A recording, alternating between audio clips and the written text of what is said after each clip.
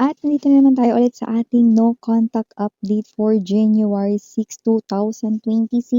Yan no. At syempre alam niyo naman yung drill dito. Pwede nyo i-pause ang video na to at isipin ang person ninyo. Iset ang intentions na yan. Kaya kung curious ka or ano man yung dahilan mo ba't nandito ka ngayon sa segment na ito, then pwede welcome na welcome ka dito. No? So pwede mong isipin ang person mo na yan at no, resume mo na lang no, yung video na ito no, pagtapos ka na maisipin siya. So yun nga no, ano man yung dahilan mo, curious ka lang dito no, or kung ikaw ito na gusto mo talagang malaman kung meron pa siyang feelings sa'yo or meron pa ba dito na parang parts na iniisip ka pa ba niya no, regarding sa inyong situation na no contact kayong dalawa, yan yung ating alamin real time. Yes, now we're gonna pick out real time energies right here for ya guys. Just take only what resonates at kung di nyo pa alam, po tayo other channel link down below sa ating description box.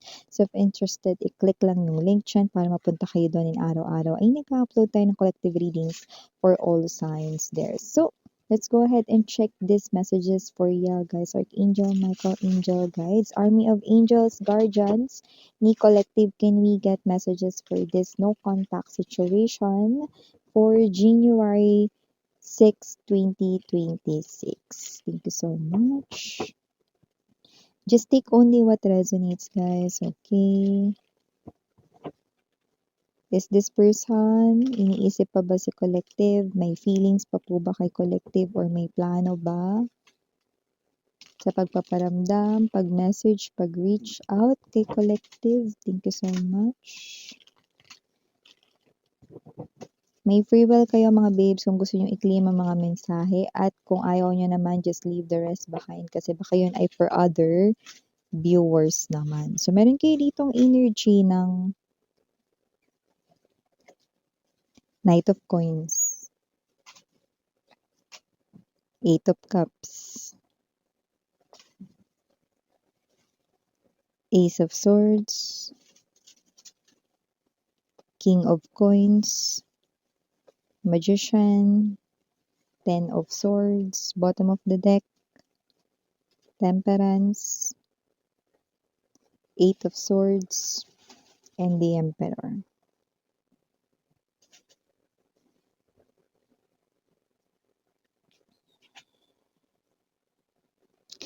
Okay, no?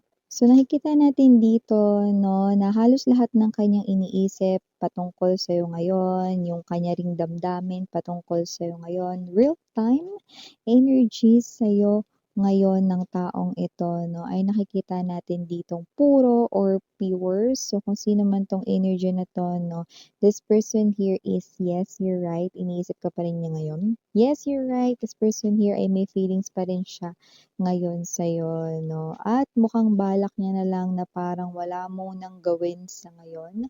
Pero meron siya ditong isang malaking tanong para sa'yo. Yeah, ngayon. Yan, no?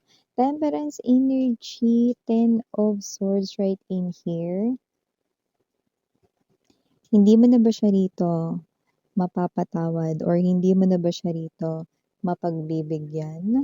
Wala ka na ba with this Eight of Cups and the Ace of Swords together with this Temperance and the Ten of Swords, no? Wala ka na ba talaga ritong nararamdaman na kahit ano para sa kanya? Yan, no? Ngayon, para malaman mo kung ikaw ba talaga ang reading na to, no, nakikita ko rito na wala ka naman na talagang nararamdaman na talagang pagmamahal sa kanya pero may nararamdaman ka. Puwedeng pagkamuhi.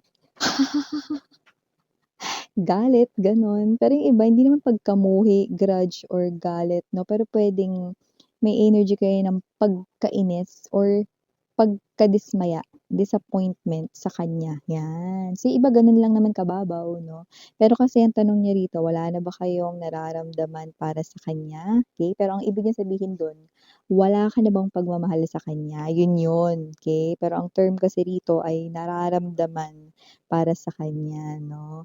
So, kung sino man 'tong mga nakuha kong mga energies 'no, nakikita natin dito na ito yung mga energies ng ex mo. okay, na nakikita ko dito na nagiging totoo naman siya sa kanyang feelings for you. So, yung nararamdaman niyang guilt, 'no, guilty siya about something, Ten of Swords, about the thing na nagkaroon ng betrayal or pagta-traitor dito. Stab in the back, 'no, ay inaamin niya, aminado siya diyan. At nakikita din natin dito na yung kanyang intentions dito ay, muli sana, na ayusin ang inyong connection. Pero with this Knight of Coins to the King of Coins energy, sa ngayon, parang nandito siya sa klase ng sitwasyon na puro emosyon ang gumagana sa kanyang energy. Okay?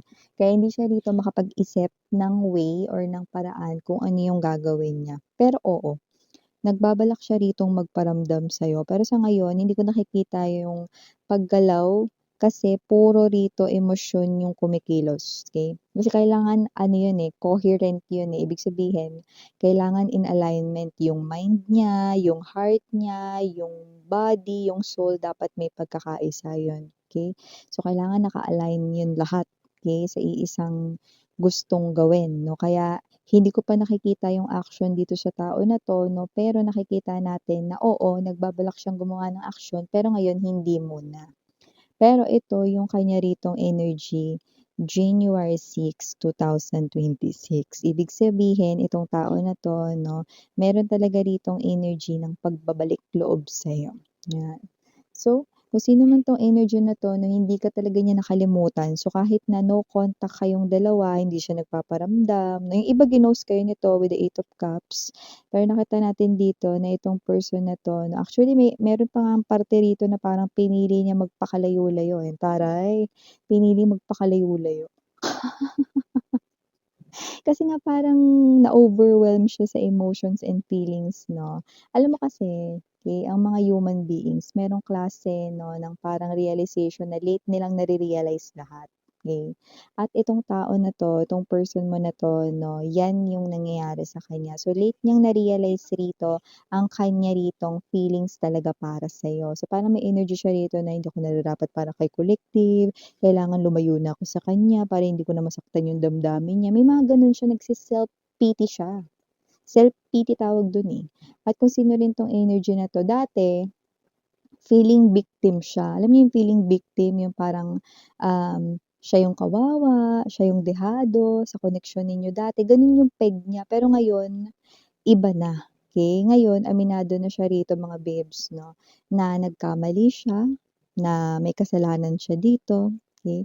At nakikita natin dito na parang puro emosyon yung kumikilos ngayon sa buhay niya, okey? Kaya hindi siya dito makagawa kahit hindi tungkol sa inyong dalawa, kahit sa ibang bagay, kahit sa ibang problema niya hindi niya naasikaso. Eh, yung trabaho niya rito puwedeng hindi niya rito napagpupukusan rin. So, talagang sabog. Sabog ang energy niya, 'yan 'no. So nakikita natin dito na kung sino man 'tong energy na ito with this Eight of Swords, this person here, okey, walang araw na hindi kanya naisip.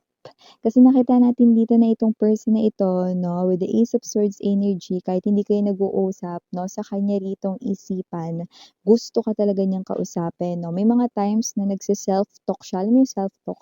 Ikaw din kahit sino ginagawa yun 'no, kahit ako 'di ba minsan 'pag mag-isa lang tayo ta's meron tayong kunwaring naisip bigla, magkasalita tayo bigla, yung kausap natin yung sarili natin 'di ba?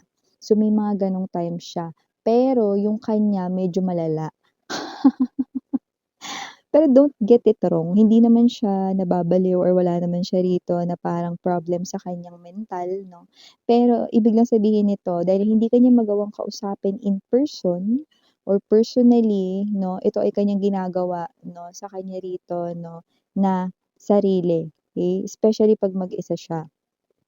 So, parang feeling niya kausap ka niya ganyan 'no, or sa kanyang isipan kausap ka niya, gano'ng klase ng energy. So, kung sino man 'to with the Magician, nakikita rin natin dito that this person here could had trick you dati at ngayon mga babes 'no, susubukan niya rito na posible na, manumbalik 'no. Yung gagawin niya rito yung parang alam mo yung this person is asking for some kind of magic or, not magic, miracle, 'yan 'no. So, humihiling siya rito ng miracle 'no, parang kanta lang na himala, 'yan. So, kung sino man 'tong energy na 'to, humihiling na siya rito ng himala para sa inyong koneksyon, dahil nga puro emosyon ang umiiral ngayon sa kanya ritong energy. Kasi 'di ba 'pag puro emosyon ka parang hindi ka na makaiyak, wala ng luhang lumalabas, pero punong-puno ka pa rin ng emosyon, yung mga gano'ng klase ng energy, gano'n siya. So, ibig sabihin hindi man siya umiiyak 'no, yung iba sa kanila umiiyak, yung iba naman sa kanila nalulungkot, pero tuloy-tuloy po yun. Ibig sabihin kinakain siya ngayon ng kanyang emosyon, to the point na hindi siya nakakapag-isip ng tama kung ano yung mga dapat gawin.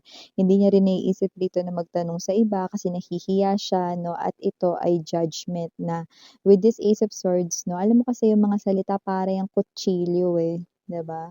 So, ayaw niya ritong mahusgahan, lalo na kung magtatanong siya dun mismo sa mga tao na kilala mo din, okey? So, ibig sabihin kung magtatanong siya ng advice sa mga kaibigan niya na kilala mo rin yung mga yun, may mga masasabi yun for sure na nasa isip niya na posibleng, "Ay, hindi na ako magtatanong sa mga 'to, kasi baka yung sasabihin nila negative lang sa'kin, mas lalo lang akong mai-stress." Sa mga gano'ng klase, 'no.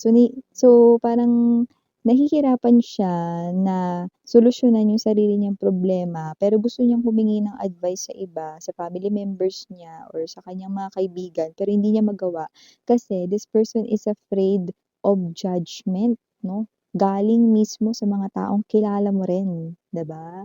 So, yung mga tao na yan, yung mga totoong tao sa buhay niya na hindi takot i-speak yung truth sa kung ano yung tungkol dun sa tunay na nangyayari, 'di ba? Kasi nga naman yung mga taong ito concern lang sa kanya 'no, 'di ba kapag ka-close natin yung mga tao hindi sila natatakot sabihin kung ano yung kanilang opinyon? So, maaaring 'pag humingi siya ng advice dito ang nasa isip niya agad 'no, sasabihin sa kanya rito, "Yan kasi sinasabi namin sa'yo pre," o kaya, "Sis 'di ba sinabi na namin yan sa'yo, o ngayon problema mo na yan." Excuse me. So, yung bago tulungan, 'di ba, yung bago magbigay ng maayos na advice, may gano'n munang reaksyon. Ayaw niya ng gano'n, hindi niya gusto yung gano'n with this, Ace of Swords, Eight of Swords energy. Perfect combination. Kaya nananatiling tahimik siya, pero maalon ang kanyang emosyon, Temperance energy. Pero 'wag mag-alala kasi ang kanyang bottom of the deck ay ang Emperor. So, ibig sabihin, meron talaga ritong energy na kikilos at gagalaw siya rito 'pag bumaba na ang masyadong mataas 'no, na kanya ritong emosyon. Pero lilinawin ko lang din sa inyo na hindi naman siya nagagalit 'no, dito sa kanyang paunang bungad ko sa inyo, kasi yun naman talaga yung gusto niyang sabihin. Eh, parang, wala na ba talagang pag-asang mapatawad mo siya? Wala na ba talaga siya ritong, puwang sa buhay mo or wala ka na ba talagang nararamdaman para sa kanya? Yun talaga yun. Lahat yun patanong, kasi nga ang dami niyang tanong na walang sagot, okey? Or alam niya yung sagot, pero tinatakasan niya yung mismong sagot kasi ang hirap harapin nun kasi masyakit yun para sa kanya, 'no? So, parang ganito kasi yan, anong unang naiisip? Yung ano, yung normal na unang maiisip ng isang person kapag hindi na siya kinakausap ng person na dati kinakausap siya? Ibig sabihin kung gano'n na katagal ay wala na 'tong pag-asa. So, bilang isang normal or natural na reaksyon ng isang tao, gano'n din yung naiisip niya, okey? Pero sa nakikita ko gano'n nga talaga. Kaya nga binanggit ko, na kung ikaw nandito ka ngayon 'no, sa segment na ito 'no, possible na kung may nararamdaman ka sa kanya, puwedeng hindi nga pagkamuhi, grudge or galit, pero puwede rin na disappointed ka lang sa kanya or naiinis ka sa kanya. Yun, 'di ba? So, may gano'n dito. So, kung sino man 'tong energy na ito 'no, medyo nagsisenti siya ngayon. Ang pangit naman ng pasok ng New Year niya, nagsisenti siya, 'di ba? Siguro ito yung energy na nag-iingay yung pagpasok ng New Year na pero siya tulala. Yung nagkakainan na lahat, ubos na yung lumpia, hindi pa siya nakakain, 'di ba? So, kung sino man 'tong energy na 'to, ito yung klase ng energy na parang hindi maganda yung mood niya pagpasok pa lang ng 2026. Hanggang ngayon, ano ba, ika-6 na araw 'no, pagtapos ng pagpasok ng 2026, ganito pa rin ang energy niya 'no. Pero kagaya nga ng binanggit ko rito mga bibs 'no, etong person na 'to ay may pagkilos 'no, pero hindi ngayong araw na ito, okey? So, 'yan ang atin ditong nakikita. I hope makuha pa natin yung energies niya 'no, sa mga darating na araw 'no. Alam niyo naman, everyday 'no, iba-ibang energies ang ating nasa sagap. So, yeah, for initials right in here, yes, we have I, N, M, L, K, T, S, and last but not the least, we've got the letter J. So yeah, these are all the messages we've got right here for you. Honey, again, name Rihanna on me. Sarang Love and Light. Annyeong.